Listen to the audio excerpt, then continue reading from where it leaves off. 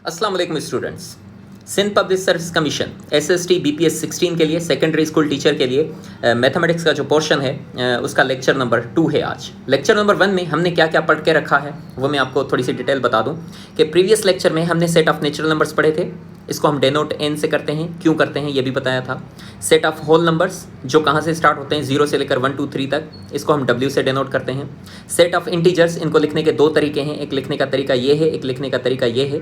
Z से integers को क्यों डेनोट करते हैं, क्योंकि ये जर्मन वर्ड है। ये सारी डिटेल्स मैंने आपको प्रीवियस लेक्चर में दिखा दी है, बता दी है इवन।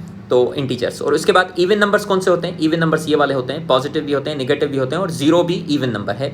ऑड नंबर्स कौन से होते हैं? +-1, +-3, +-5 एंड सो ऑन। ठीक है, तो आज के जो लेक्चर है, आज के लेक्चर में, लेक्चर नंबर 2 में आज हम पढ़ेंगे prime numbers and composite numbers के प्राइम नंबर्स कौन से होते हैं और कंपोजिट नंबर्स कौन से होते हैं। सेट ऑफ स्क्वायर्स वाले नंबर्स जो हैं वो कौन से होते हैं, और set of non perfect square, एक सेट ऑफ परफेक्ट स्क्वायर और set of non perfect square. तो पहले हम डिस्कस करते हैं प्राइम नंबर्स के बारे में। तो प्राइम नंबर्स कौन से होते हैं? प्राइम नंबर्स, इनकी पहले हम डेफिनेशन लिखते हैं कि प्राइम नंबर्स हो कौन से सकते हैं, है ना। ऐसे नंबर्स जिनके दो फैक्टर्स हों। वैसे तो आपने डेफिनेशंस पढ़ी होगी जिन पर अपनी ही टेबल लगे और 1 की लगे, ये भी डेफिनेशन बिल्कुल सही है, लेकिन इसकी जो प्रॉपर डेफिनेशन है वो ये है कि a natural number having exactly 2 factors. ठीक है, ऐसा नेचुरल नंबर जिसके एग्जैक्टली 2 फैक्टर्स हों। कितने फैक्टर्स हों?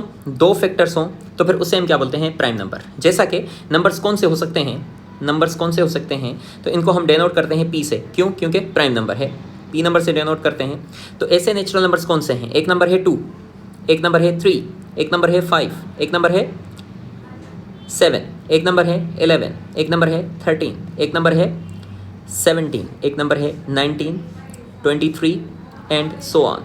ये वाले ऐसे नंबर्स हैं जिनको अपनी ही टेबल लगती है और 1 की टेबल लगती है। मतलब इसके कितने फैक्टर्स हैं? इसके 2 फैक्टर्स हैं। There are 2 factors. कितने फैक्टर्स? 2 फैक्टर्स। अब 2 फैक्टर्स कौन से होंगे मैं लिख लेता हूँ यहाँ पर। 2 फैक्टर्स, नंबर 1 पहला तो क्या होगा? 1, ये तो हमेशा कॉमन होगा।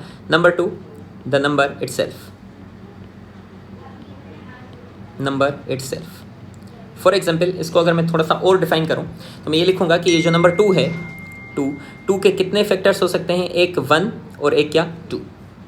अगर हम 3 की बात करें तो 3 के कितने फैक्टर्स हैं? एक है 1 और एक है क्या? 3। अगर हम 5 की बात करें तो 5 के कितने फैक्टर्स हैं? 3 भी हो गया 5 के कितने फैक्टर्स हैं? 1 एंड 5। अगर हम इस 7 की बात करें तो 7 के कितने फैक्टर्स हैं? एक है 1 एंड 7। अगर हम 11 की बात करें तो 11 के कितने फैक्टर्स हैं? 1, 11। अगर हम 13 की बात करें तो 13 के कितने फैक्टर्स हैं? 1, 13। अगर हम 17 की बात करें तो 17 के कितने फैक्टर्स हैं? 1, 17। सिमिलरली अगर हम 19 की बात करें तो 19 के कितने फैक्टर्स हैं? 1 एंड 19। अगर हम 23 की बात करें तो 23 के कितने फैक्टर्स हैं? 1, 23। मतलब ये फैक्टर्स हैं, सिर्फ और सिर्फ 2 फैक्टर्स हैं। 2 के अलावा और कोई भी टेबल जो है इनको डिवाइड नहीं कर सकती सिवाय 1 के और the number itself. So a number, तो डेफिनेशन क्या हो जाएगी? डेफिनेशन हो जाएगी a number, a natural number having, इधर नंबर लिख लेता हूँ, a natural number having exactly 2 factors. मतलब ना ही 2 से ज़्यादा ना ही 2 से कम, याद रखिएगा। उसके बाद हम आते हैं दूसरे नंबर पर जिसे हम कहते हैं composite number. Composite number, composite number. अब कंपोजिट नंबर कौन सा होता है? अ नेचुरल नंबर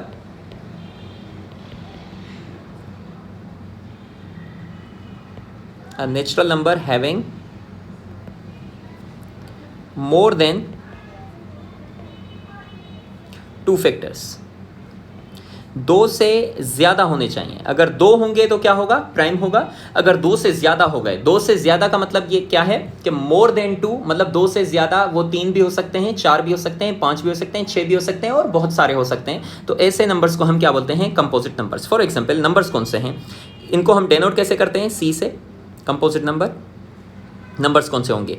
देखें 2 और 3 तो पहले आ चुका है। नंबर 4 देखें, नंबर 4, 6, 8, 9, 10, 12, 13 नहीं 14, 15, 16, 79, 18, 99, 20 एंड सो ऑन। ये जो नंबर्स हैं ये कौन से नंबर्स हैं? कंपोजिट हैं। फॉर एग्जांपल अगर मैं इनको और डिफाइन करूं तो 4 के कितने फैक्टर्स हो सकते हैं? 4 के होंगे 1, 2 और 4 द नंबर इटसेल्फ, ठीक है। अगर मैं 6 की बात करूं तो 6 के कितने फैक्टर्स हैं? 1 है, 2 है, 3 है और 6 द नंबर इटसेल्फ। इसका मतलब ये हुआ कि 6 को कौन से नंबर से डिवाइड कर सकते हैं? 1 कर सकता है, 2 कर सकता है, 3 कर सकता है और 6 कर सकता है। अगर हम 8 की बात करें तो 8 के कितने फैक्टर्स हैं? 1, 2, 4 एंड 8। 9 की बात करें तो कौन से नंबर्स हैं? 1, 3 एंड 9, मतलब कितने फैक्टर्स हैं? मोर देन 2 हैं, 3 फैक्टर्स हो गए। 10 की बात करें तो इसके कितने फैक्टर्स हैं? 1, 2, 5 एंड 10। सिमिलरली अगर हम 12 की बात करें तो 12 के कितने फैक्टर्स हैं? 1 है, 2 है, 3 है, 4 है, 6 है और 12 इटसेल्फ। तो there are more than 2 factors, so the numbers would be known as composite numbers. इन नंबर्स को हम क्या बोलेंगे? कंपोजिट नंबर्स, ठीक है। तो एक चीज़ आपको नोट करने की है, नोट करने की क्या है? वो ये है कि हम नेचुरल नंबर की बात कर रहे हैं, जिस भी डेफिनेशन में हमने लिखा है, हमने क्या लिखा है? Natural number. क्या लिखा है? नेचुरल नंबर, है ना। अगर हम कंपोजिट की प्राइम की बात करें तो वहाँ पर भी हमने क्या लिखा है? हमने लिखा है नेचुरल नंबर। तो नेचुरल नंबर का अगर मैं यहाँ पर सेट लिखूँ फिर वहाँ से आपको आइडिया हो जाएगा और कुछ MCQs कैसे बनेंगे इन नंबर्स में से मैं आपको बता देता हूँ। नेचुरल नंबर कौन से होते हैं? 1, 2, 3, 4, 5, 6, 7 एंड सो ऑन, ये नेचुरल नंबर्स हैं। अगर हम प्राइम की बात करें तो प्राइम से कौन से हैं? जिनके सिर्फ एग्जैक्टली बिल्कुल 2 फैक्टर्स हों, 2, 3, 5, 7, 11, 13 एंड सो ऑन। अगर हम कंपोजिट की बात करें जो अभी मैंने आपको पढ़ाया वो कौन से होते हैं? 4, 6 और कौन से? 4, 6, 8, 9, 10, 11 को छोड़कर 12, 13 को छोड़कर 14, 15, 16 एंड सो ऑन। ये वाले नंबर्स कौन से हैं? कंपोजिट हैं। एक चीज़ आपने नोट की होगी, कौन सी चीज़ नोट की होगी? कि प्राइम में कौन सा नंबर मिसिंग है? वो जो कंपोजिट में है, और कंपोजिट में वो मिसिंग है जो प्राइम में है। लेकिन नोट करने वाली बात यह है कि ये जो नंबर 1 है, 1 एक नेचुरल नंबर है, लेकिन 1 ना ही प्राइम में आ रहा है और ना ही कंपोजिट में आ रहा है। तो हम ये बोलेंगे 1 डज नॉट बिलोंग्स टू, ये साइन है, देखें ये साइन है बिलोंग्स टू। क्या है? बिलोंग्स टू मतलब ताल्लुक रखता है। और ऐसे बिलोंग्स टू को अगर हम इस तरह से ऐसे लाइन दे देंगे एक, तो ये हो जाएगा डज नॉट बिलोंग टू। क्या लिखेंगे? Does not belong to, does not belong to, ठीक है, सही है। तो इसका मतलब क्या हुआ? 1 does not belong to prime numbers and 1 does not belong to composite numbers. तो फिर 1 क्या है? तो हम 1 के लिए क्या लिखेंगे? नोट लिखेंगे, स्पेशल नोट होगा 1 के लिए। 1 के लिए क्या नोट होगा? कि 1 is neither prime nor composite number. याद रखिएगा, जो 1 है ना वो ना ही प्राइम है और ना ही कंपोजिट है, बस ये याद रख लीजिएगा, है ना। तो 1 देखें, क्यों 1 प्राइम नहीं है, कंपोजिट नहीं है? क्योंकि 1 के कितने फैक्टर्स बनेंगे? अगर मैं 1 के फैक्टर्स बनाऊं तो सिर्फ एक ही बनेगा, है ना। ना ही 2 बन रहे और ना ही 2 से ज़्यादा। अगर 2 बनेंगे तो प्राइम बोलेंगे, अगर 2 से ज़्यादा बनेंगे तो कंपोजिट बोलेंगे। लेकिन 1 के 2 ही नहीं बन रहे, इसलिए जो प्राइम की डेफिनेशन है एग्जैक्टली 2, तो वो 1 की कंडीशन में नहीं आ रहा, मतलब प्राइम की कंडीशन में 1 नहीं आ रहा। कंपोजिट में है मोर देन 2, उसकी कंडीशन में भी नहीं आ रहा। तो 1 is neither prime nor composite. I hope कि आपको प्राइम और कंपोजिट नंबर्स का कॉन्सेप्ट क्लियर हो गया होगा। उसके बाद नंबर जो नेक्स्ट नंबर आते हैं उनको हम बोलते हैं set of perfect squares. Set of perfect squares. Set of perfect squares कौन से होते हैं? सेट ऑफ परफेक्ट स्क्वायर्स का नंबर मैं लिख लेता हूँ, है ना। इसको डिनोट करने का तरीका कुछ भी नहीं है, बस इधर ही मैं लिख लेता हूँ। सेट ऑफ परफेक्ट स्क्वायर्स कौन से होते हैं? ये देखिए 0, 1, 4, 9, 16, 25, 36, 49, 64, 81, 100, ये आपको याद होने चाहिए। 121, 144, 169, 196, 225, ये होगा 256, 289, फिर होगा 324, 361, 400 एंड सो ऑन। ये नंबर्स आप याद कर लें, या ये नंबर्स याद करने का फ़ायदा आपको बहुत हो जाएगा। वो फ़ायदा क्या होगा मैं आगे वाले लेक्चर्स में आपको बताऊंगा कि कहीं पर बीच में अगर मैं आपसे पूछ लूँ कि 25 का स्क्वायर रूट क्या होता है तो आप डायरेक्टली बोलते हैं 5, या मैं बोलूँ कि 16 का स्क्वायर क्या है तो आप डायरेक्टली बोलते हैं कि 256, है ना। तो ये चीज़ें आपको याद होनी चाहिए। सेट ऑफ परफेक्ट स्क्वायर ये होते हैं। अब इनका फ़ायदा क्या है? इनका फ़ायदा ये है कि अगर ये वाले जो भी नंबर्स मैंने लिखे हैं, अगर ये मैं रेडिकल में लिखूंगा, जैसा कि रेडिकल 0, तो जवाब क्या होगा 0। अगर रेडिकल के अंदर ये वाला 1 लिखूंगा, क्या लिखूंगा 1, तो रिजल्ट क्या मिलेगा 1। अगर रेडिकल के अंदर ये नंबर 4 लिखूंगा तो क्या जवाब मिलेगा 2। रेडिकल के अंदर अगर मैं ये नंबर लिखूंगा 9, तो मुझे परफेक्ट एक नेचुरल नंबर या होल नंबर मिलता जाएगा, इंटीजर मिलता जाएगा, दैट इज़ 3। अगर मैं 16 लिखूं तो नंबर मुझे क्या मिलेगा 4। अगर मैं 25 लिखूं तो नंबर मुझे क्या मिलेगा, नंबर मिलेगा 5। अगर मैं 36 लिखूं तो क्या मिलेगा 6।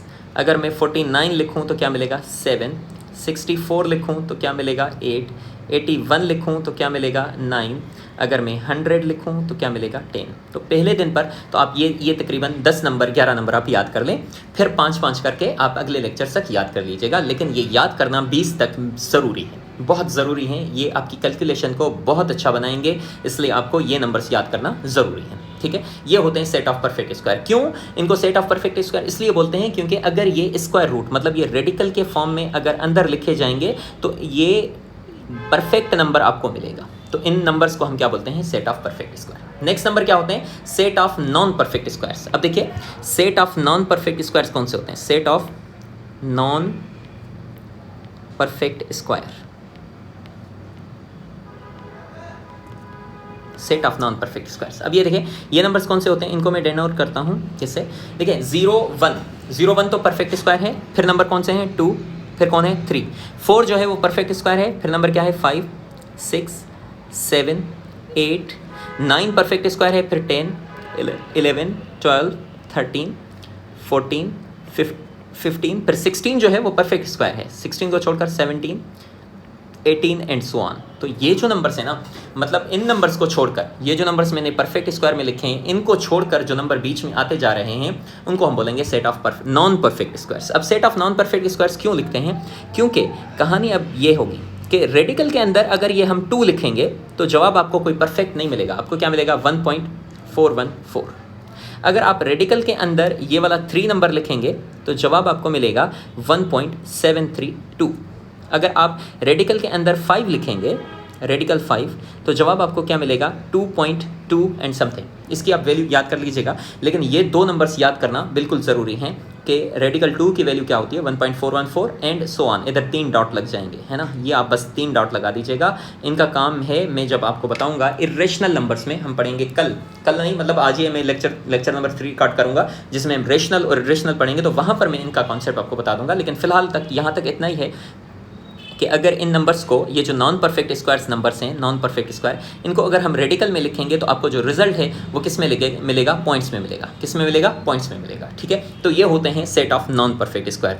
तो सेट ऑफ परफेक्ट स्क्वायर और set of non perfect square लाजमी है याद करना, क्योंकि अगला जो हमारा लेक्चर होगा that would be rational numbers, irrational numbers and real numbers, है ना। 3 नंबर्स हम पढ़ेंगे, चौथा नंबर हम इसमें हम कॉम्प्लेक्स नंबर जो है वो अगले लेक्चर में, उससे लेक्चर नंबर 4 में हम डिस्कस कर लेंगे। तो नंबर जो है हमारा सिस्टम वो खत्म हो जाएगा, ठीक है। तो हमने कौन कौन से नंबर्स पढ़ लिए हैं मैं आपको यहाँ पर बता देता हूँ। सेट ऑफ नेचुरल नंबर हमने पढ़ लिए हैं, सेट ऑफ होल नंबर्स पढ़ लिए हैं, सेट ऑफ इंटीजर्स पढ़ लिए हैं, इवन नंबर्स पढ़ लिए हैं, ऑड नंबर्स पढ़ लिए हैं, प्राइम नंबर्स पढ़ लिए हैं, कंपोजिट नंबर्स पढ़ लिए हैं, सेट ऑफ परफेक्ट स्क्वायर, अगर एसपी में बोल दूँ सेट ऑफ परफेक्ट स्क्वायर हमने पढ़ लिए हैं, और set of non perfect squares भी हमने पढ़ लिए हैं। नेक्स्ट नंबर जो हमारा होगा वो होगा क्या, सेट ऑफ रेशनल नंबर्स जिसको हम क्यू से डिनोट करते हैं, सेट ऑफ इरेशनल नंबर्स जिसको हम क्यू कॉम्प्लीमेंट से शो करते हैं, और उसके बाद हम पढ़ेंगे सेट ऑफ रियल नंबर्स। अगला लेक्चर जो उससे अगला हमारा लेक्चर होगा that would be on complex numbers जिसको हम ऐसे सी से ऐसे डिनोट करते हैं या जेड से ही डिनोट करते हैं, लेकिन बीच में ऐसे लाइन दे देते हैं। तो ये वाले लेक्चर्स हमारे नेक्स्ट 2 लेक्चर्स ज़रूर कर लीजिएगा। अगर आप ये कर लेते हैं तो फिर हमारे मैथमेटिक्स आगे पढ़ना बहुत आसानी होगी। जिन्होंने हमारा लेक्चर नंबर 1 नहीं देखा तो काइंडली वो हमारा लेक्चर नंबर 1 भी देख ले, ताकि हम मुझे पढ़ाने में आसानी हो और आपको समझने में आसानी हो, और आप इंशाल्लाह अच्छा ग्रेड करके आएंगे SST सेकेंडरी स्कूल टीचर में। ठीक है जी, मुझे इजाज़त दीजिएगा, अल्लाह हाफिज़।